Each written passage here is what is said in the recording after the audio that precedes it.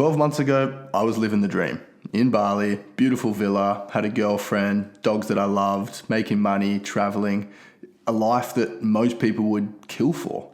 But it just didn't feel like me anymore. So I blew it all up and started back at zero. And today I want to discuss this idea of restarting in our 20s, because I think it's something that so many people are afraid of. And it is a scary thing. It's a massive thing. But chances are I'm going to blow my life up again and start from zero. And you are too. So I want today's episode to be about why it's okay to change direction. If you're not feeling it, do something about that. So I'm excited to get into it. Welcome back to the Post School Podcast. I am your host, Uncle Nath. And yeah, this is going to be a fun episode. Let's jump into it. Now, I want to make sure today's episode is just as much practical as it is a story about why I've done what I've done. I think, of course, there's value in sharing my thoughts throughout this whole process and why I'm sort of starting again. But I want it to be practical for you guys, for anyone who's feeling like they want to reset and start over in their 20s or even just make a small change. So we're really going to discuss why it's okay to start again in your 20s or 30s or teens, wherever you want to start again from, why that's okay, and how to actually do it, from realizing it's time to start over or make a change to actually implementing change, from a small habit change to a massive life decision, and how we can actually go through the process of creating that change and making those big decisions. So without any further ado, let's jump into the real stuff. So I guess the place to start is a background on what my life was before I blew everything up. As you know, if you've been listening to the podcast for a while, I moved to Bali at 21, 3 years ago, and I wanted to chase the sort of online digital nomad life. Bali looked like the absolute dream. Waking up whenever I wanted to, going to beautiful gyms, sipping coconuts while I work at a cafe all day, and then going for a surf in the afternoon with great nightlife, heaps of people doing cool things. It was the dream, and this is the dream that I chased. So I moved away from Sydney over to Bali at 21 to chase this life. And I met a beautiful girl who I was living with. We raised 2 puppies, and the life itself was incredible. We were going to big events. We were invited on awesome travel opportunities, either paying very little or paying nothing at all. We were getting to experience this life of luxury without really having to do much for it. We just, I guess, worked hard in the digital space and got a bit lucky with the people that we met and the opportunities that we were given. And the life looked incredible from the outside. I mean, every other day I was posting things on my Instagram just of amazing places that we were going to, whether it was a beautiful beach or a luxury resort or a group of people who were just having the time of their lives. It was a crazy life, and we loved it so much. And it was good for a while. It was exactly what I thought it would be. But there were parts of it that were so different to what I imagined. And the longer that I sat in this life, the more those parts that didn't align continued to grow. And at first I thought, it makes sense. I'm just feeling a bit uncomfortable. It's a new place, new environment, new people. Even when I moved to Bali, the relationship was quite new as well. So all of these things, I was like, yeah, fair enough. They're just growing pains. But pretty quickly, those growing pains started to hurt more and more and more. And I started to feel myself craving certain things that I lost from the move, or things that just didn't feel aligned with who I thought I would be or who I wanted to be. And as those things grew, I started listening to them a bit more. This life that looked amazing from the outside just didn't feel like me. And that's not to say it didn't stop looking amazing. The life continued to be incredible, but it just wasn't me. And I had to get really in touch with myself to understand that just because this life looks great to so many people doesn't make it great for me. There are certain values that I have that just didn't align with the life that I was living. One of the main ones being my family. Everyone was back here in Australia. I was over in Bali and quite a fair way away from them. And I wasn't seeing them. I didn't feel involved in their lives. So that was a big thing that I'm like, this isn't me. And as much as I can continue having fun and enjoying it, there's always going to be this part of me that feels like I'm missing out on the life that I should be living because of what my values are. So I guess the point of that backstory is to highlight the decision that I had to make, and it was between a life that looked amazing or chasing a life that's going to feel amazing. Those were the two key differences. My Bali life looked incredible. To anyone watching on social media, they would have thought I was having the time of my life, and I was in moments. But the life that I truly wanted was one big decision away. It was back here in Australia, and this is what I'm rebuilding now, based more on the values that I hold dearest to me. So I think the main point that I want to get across from my story and from this episode is that if you're craving a reset or something about your life just doesn't feel aligned, you're not broken.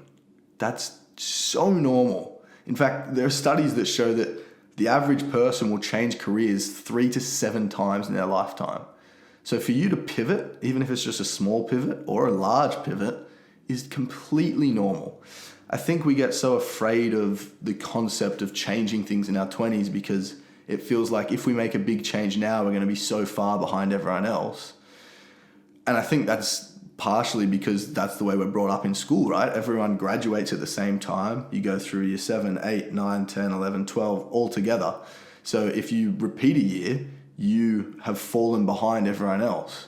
And now that we're in our 20s and living life in the real world, we still have that mentality of if I go back a few steps, I'm going to be behind everyone else, and that's not a good thing. Whereas I want to reframe that, and I think about life like if I get to the end of my life and I look back on it and there are certain things that I wish I'd done, then I haven't lived my life to its fullest potential. So for me, making a big pivot in your 20s is simply about realigning. If I feel misaligned, if life feels out of whack or not like me anymore, I want to change that. I've got one shot at my life. I may as well do as much as I can to feel as good as I can every day. So I guess it makes more sense to see the pivot as an evolution. You're evolving. You're not breaking. There's nothing wrong. You're just growing and evolving over time. And that's what life is. The more that you learn about the world and about yourself, the more opportunity there is for growth. It's just about whether or not you want to take those opportunities and go after the growth that you think you might want to experience or the things that you might want to experience. And it's okay if you don't want to take every single opportunity or make every single change that you think of.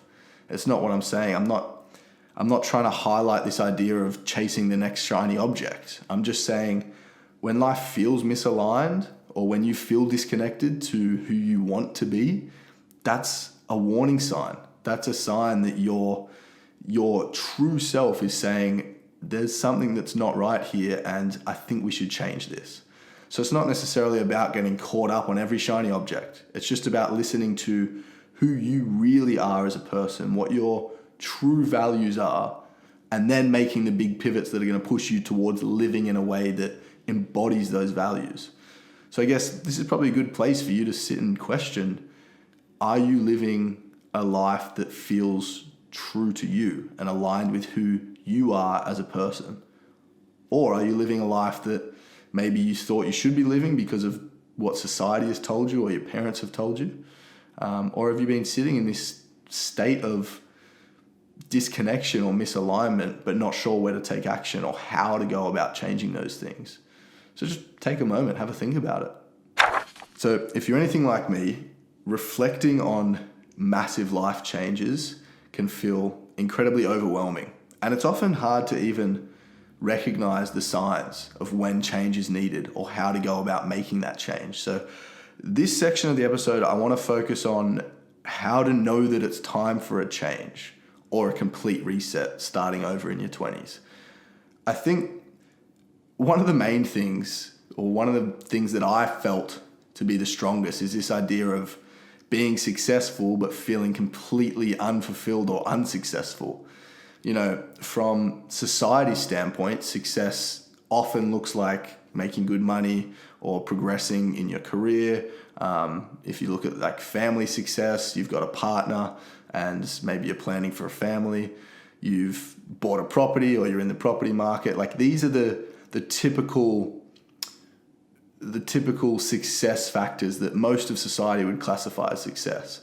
And I think the most common reason that, or the most common sign that life isn't aligned to your true self is when you have these things and you are successful in society's view, but yet you feel completely disconnected from your own life. It doesn't feel good.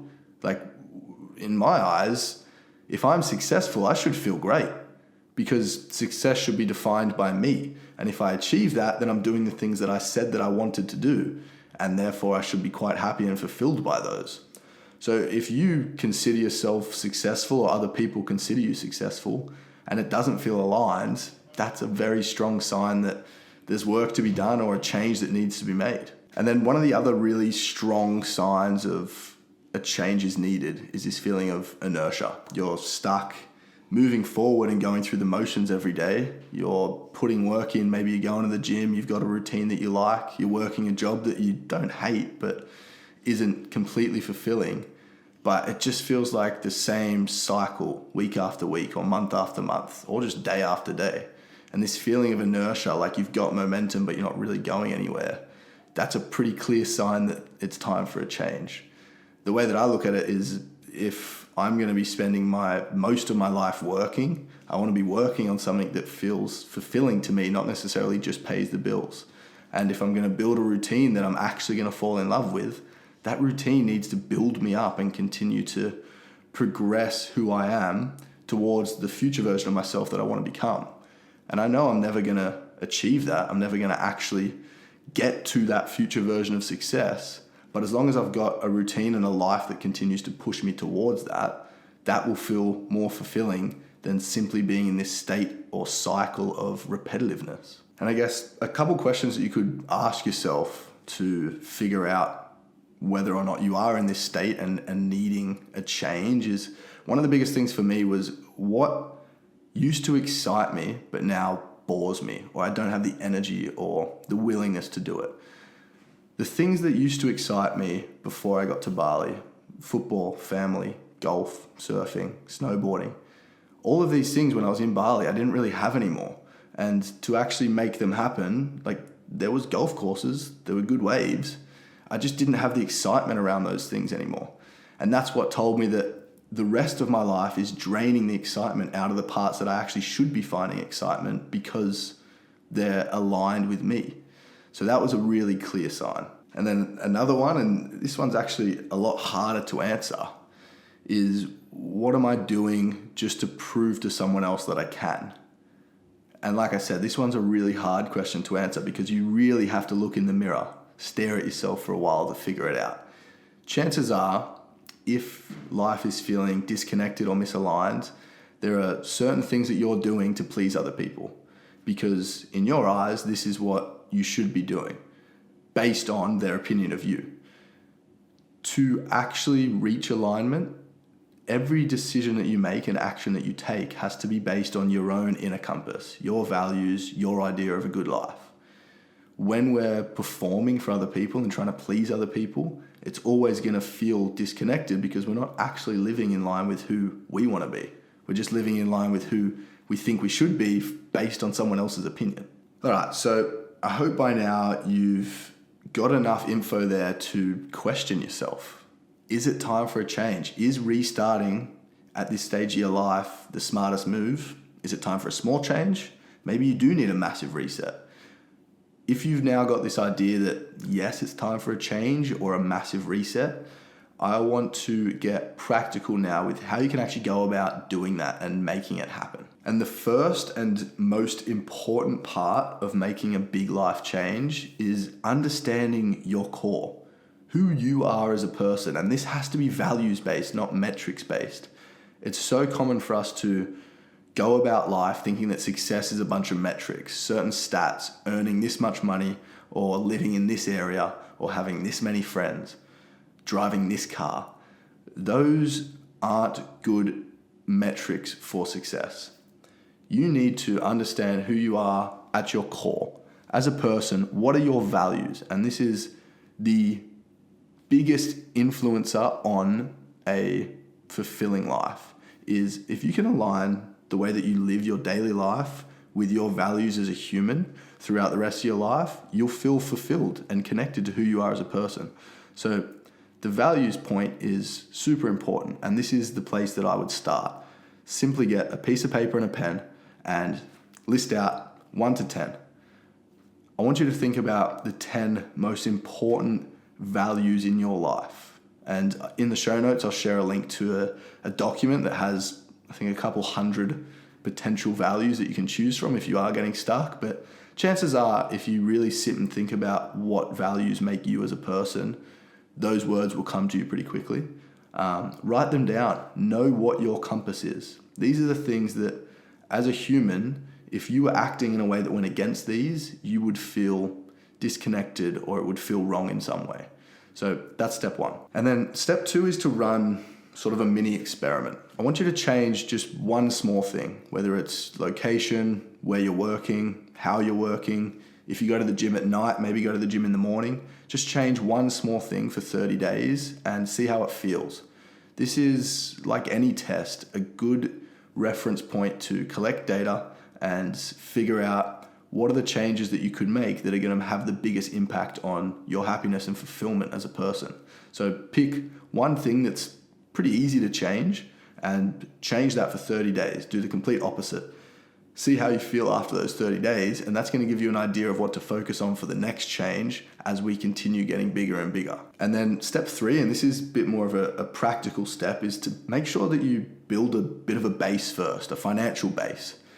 When you blow up your life, if that's as drastic as you want to go, and that's what I did, there's going to be a few months of building back up, at least a few months. So it's really important that you don't add unnecessary stress to that period.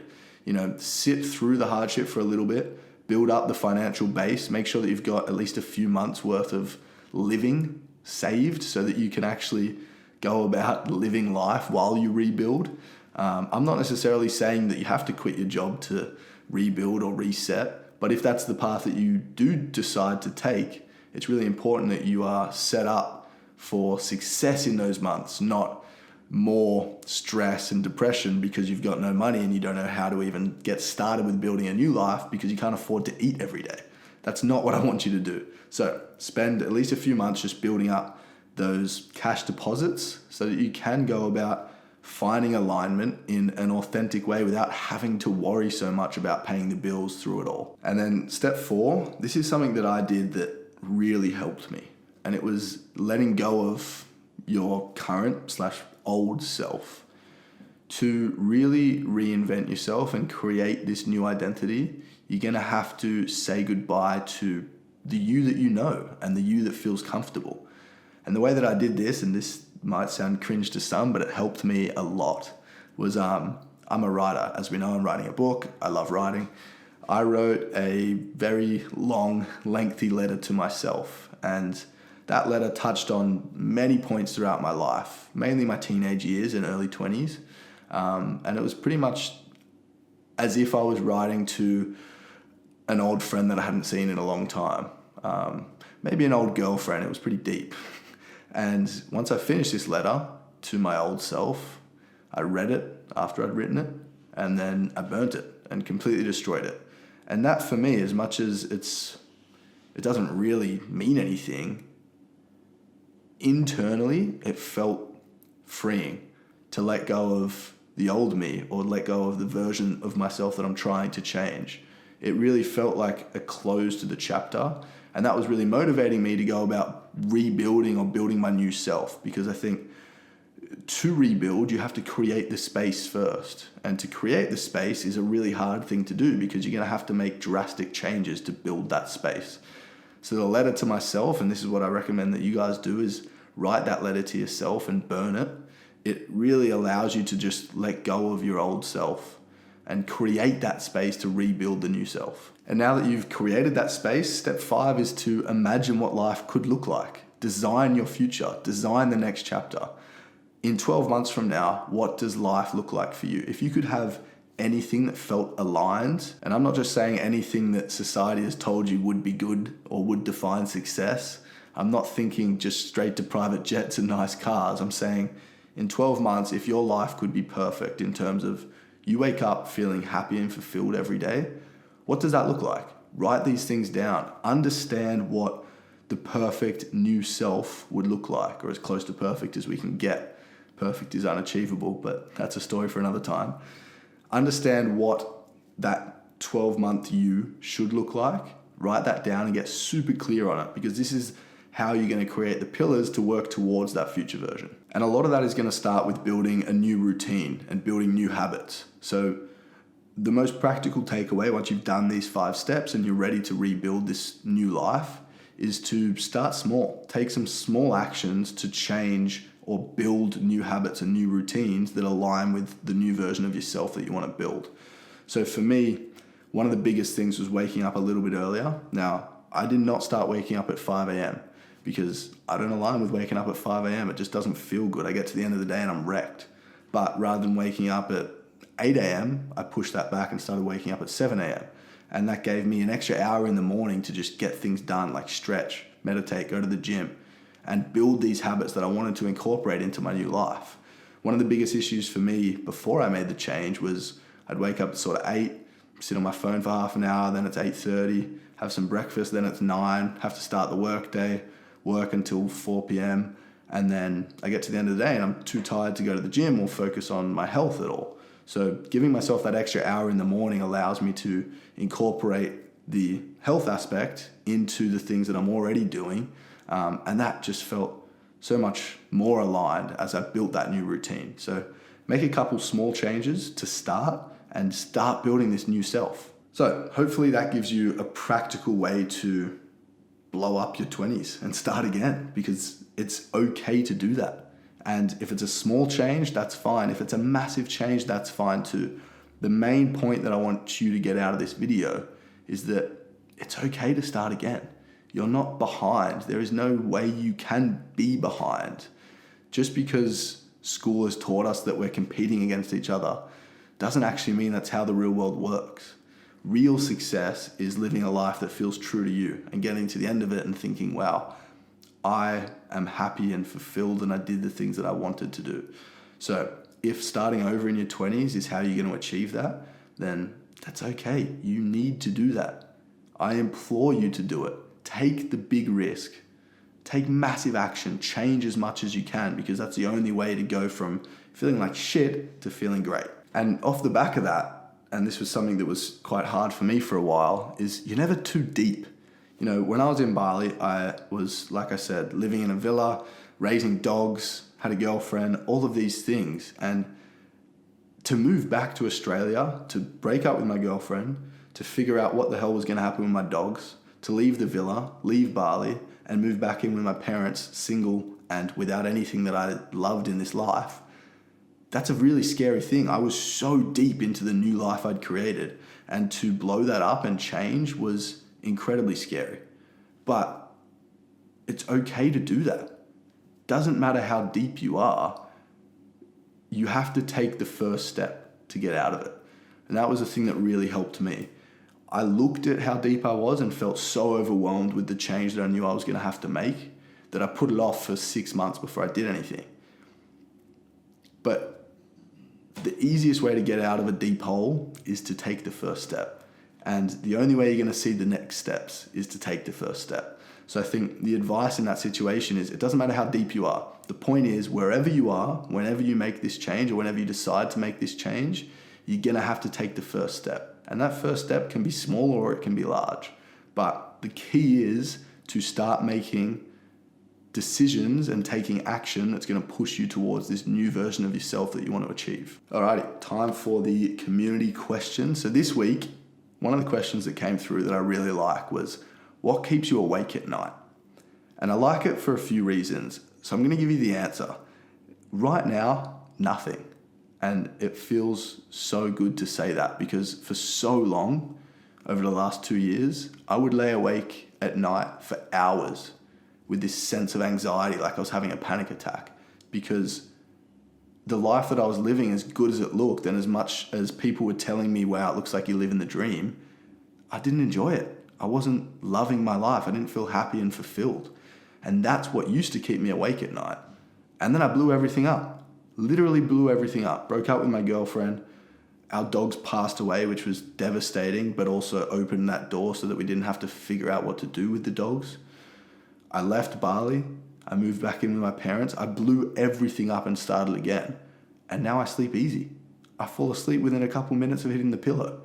And it's because, as much as, I'm not living the exact dream life that I'd pictured for myself, it's only been a few months. I'm rebuilding.